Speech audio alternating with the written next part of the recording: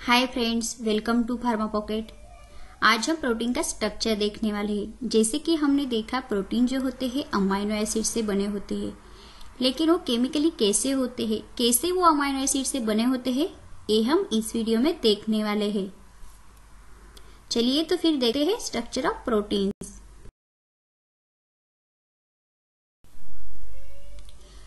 Protein का structure जो होता है मेनली 4 टाइप्स का होता है। Primary structure, secondary structure, tertiary structure, quaternary structure.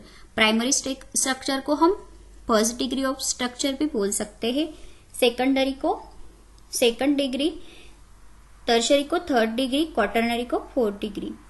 जैसे जैसे उसका लेवल बढ़ता जाता है वैसे वैसे उनकी कॉम्प्लेक्सिटी बढ़ती जाती है। आप डायग्राम में देख सकते हैं कि प्राइमरी स्ट्रक्चर सिंपल है, सेकेंडरी प्राइमरी से सेकेंडरी स्ट्रक्चर बनता है, सेकेंडरी से टर्शियरी और टर्शियरी से क्वाटरनरी।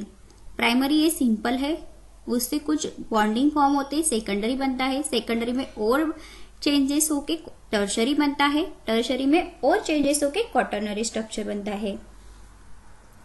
तो अब हम 1 बाय 1 देखेंगे कि ये स्ट्रक्चर कैसे बनते हैं।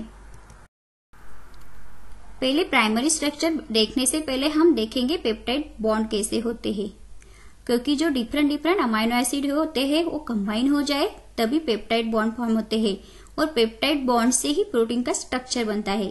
तो आपको पहले पता होना चाहिए कि पेप्टाइड बॉन्ड होते क्या है। ये मैंने मेरे लास्ट वीडियो में अमाइनो एसिड में शेयर किया है, लेकिन मैं यहाँ पे सिर्फ आपको ओवरव्यू बताने जा रही हूँ ताकि आपको उसका स्ट्रक्चर इजीली पता चल जाए। तो ये है पेप्टाइड बॉन्ड फॉर्मेशन। ये देखो, एक अमाइनो एसिड और दूसरा अमाइनो एसिड जब कंबाइन हो जाए तब डाइपेप्टाइड बॉन्ड फॉर्म होता है। एक अमाइनो एसिड का carboxyl group C double bond OH group, दूसरे अमाइनो एसिड का NH2 ग्रुप मिलके उसमें से वाटर रिमूवल हो जाता है, फिर नीचे C डबल बॉन्ड और NH बॉन्ड फॉर्म होता है, उसे हम पेप्टाइड बॉन्ड बोलते हैं। तो ये हुआ आपका डाइपेप्टाइड, क्योंकि इसमें 2 अमाइनो एसिड है। ऐसे ही 3 अमाइनो एसिड हुए तो ट्राइपेप्टाइड, 4 हुए तो टेट्रा। इसे हम 10 तक नेमिंग करते जाते हैं। 10 से ज्यादा अमाइनो एसिड हुए तो उसे हम पॉलीमर बोलते हैं। ऐसे ही पॉलीमर मिलके प्रोटीन बनते हैं, इसलिए आपको पेप्टाइड बॉन्ड समझना जरूरी है। जब 2 अमाइनो एसिड कंबाइन हो जाए तो बीच में पेप्टाइड बॉन्ड फॉर्म होता है। तो पेप्टाइड बॉन्ड ये क्या करते हैं, amino acid A building block से प्रोटीन बनाने के लिए ए बिल्डिंग ब्लॉक से और ब्लॉक्स के बीच में सीमेंट का काम ए पेप्टाइड बॉन्ड करते हैं।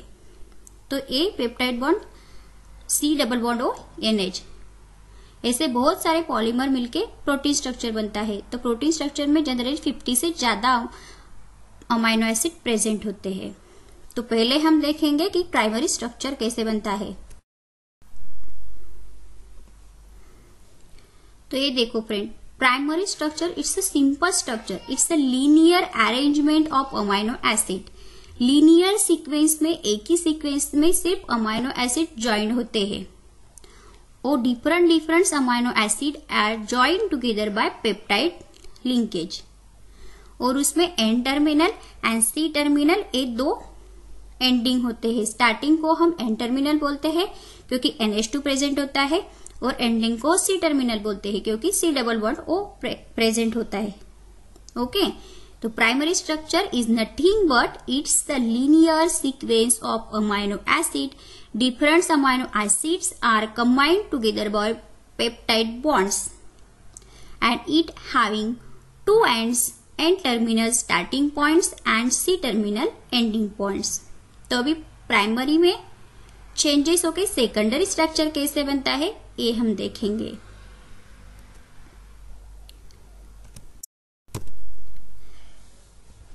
ये है सेकेंडरी स्ट्रक्चर ऑफ प्रोटीन।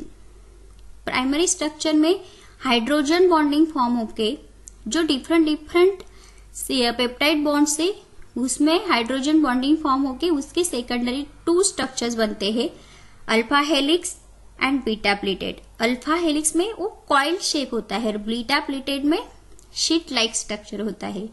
तो अल्फा हेलिक्स क्या होता है, वी विल सी दैट।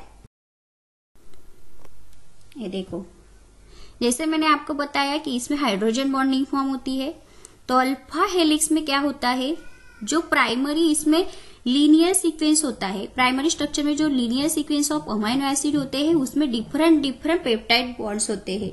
तो एक पेप्टाइड बॉन्ड से हाइड्रोजन और दूसरे पेप्टाइड बॉन्ड से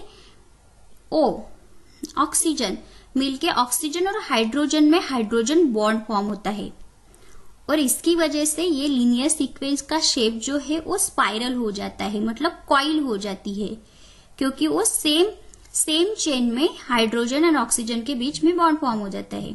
तो अल्फा हेलिक्स क्या होता है, सेम चेन में हाइड्रोजन और ऑक्सीजन के बीच में बॉन्ड फॉर्म होता है, मतलब in same chain hydrogen bond formation occur, that's why the structure is like alpha, इसलिए हम उसे अल्फा हेलिक्स बोलते हैं। तो ए जो होता है हाइड्रोजन बॉन्ड वीक होता है, इसकी वजह से उसका स्पाइरल शेप बन जाता है। ये जो लूप दो होते हैं इसके बीच का डिस्टेंस 0.50 नैनोमीटर होता है, फिर भी इसमें 2.6 अमाइनो एसिड रेसिड्यू प्रेजेंट होते हैं। तो अल्फा हेलिक्स क्या होता है, लीनियर चेन में हाइड्रोजन बॉन्डिंग फॉर्म होता है। तो अभी देखेंगे beta pleated sheet. Beta sheet क्या होता है, अल्फा हेलिक्स में क्या होता है, हाइड्रोजन बॉन्डिंग जो होती है वो सेम चेन के डिफरेंट पेप्टाइड बॉन्ड से होती है। तो बीटा प्लेटेड शीट में क्या होता है, जो दो डिफरेंट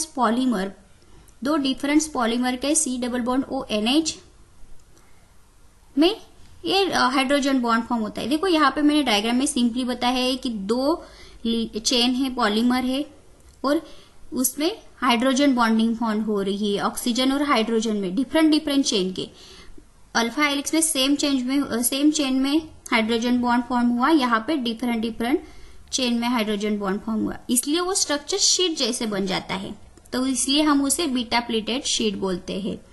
लेकिन ये जो हाइड्रोजन बॉन्ड हो वो कभी कभी पैरेलली स्ट्रैंड हो सकता है, तो कभी एंटी पैरेलल, मतलब हाइड्रोजन बॉन्डिंग सेम डायरेक्शन में हो सकती है, तो कभी कभी डिफरेंट डायरेक्शन में हो सकती है। तो उसके अनुसार बीटा प्लेटेड के दो टाइप्स होते हैं, anti parallel and parallel. Hydrogen bond के जो स्ट्रैंड है वो सेम डायरेक्शन में होंगे तो उसे हम पैरेलल बोलते हैं। देखो मैंने एरो से डायग्राम में बताया है, सेम डायरेक्शन में हाइड्रोजन बॉन्डिंग, तो उसे हम पैरेलल बोलेंगे। डिफरेंट डायरेक्शन में होगी तो उसे हम एंटी पैरेलल बोलेंगे। तो बीटा प्लेटेड शीट क्या होता है, hydrogen bonding between two different polymers, उसके दो टाइप्स है, anti parallel and parallel.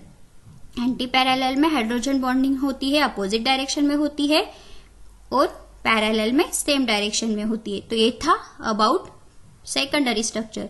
Secondary structure में आपको एग्जाम में टेस्ट भी पूछी जा सकती है, B pharmacy student and D pharmacy student के लिए। उसमें आपको ये सब लिखना है कि उसके दो टाइप्स होते हैं, alpha helix and beta pleated. Beta pleated के अगेन दो टाइप्स होते हैं, पैरेलल एंड एंटी पैरेलल। तो सेकेंडरी स्ट्रक्चर से टर्शरी स्ट्रक्चर कैसे बनता है वो हम देखेंगे।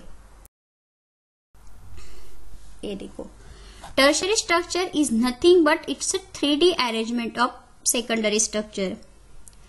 ये देखो यहाँ पे beta pleated sheet and alpha helix combine होके 3D अरेंजमेंट, 3D स्पेस में डिफरेंट बॉन्ड से अटैच होके वो टर्शरी स्ट्रक्चर बनता है। तो ये जो सेकेंडरी स्ट्रक्चर है उसमें डिफरेंट बॉन्डिंग होती है, जैसे कि दो डिफरेंट अमाइनो एसिड के सल्फर हो गए तो उसमें डाइसल्फाइड बॉन्ड फॉर्म होगा, नहीं तो किसी में हाइड्रोफोबिक रिएक्शन होगी। हाइड्रोफोबिक रिएक्शन में हाइड्रोफोबिक अमाइनो एसिड हमने देखा है, हाइड्रोफोबिक इंटरेक्शन हो जाएगी, नहीं तो हाइड्रोजन बॉन्ड फॉर्म होगा।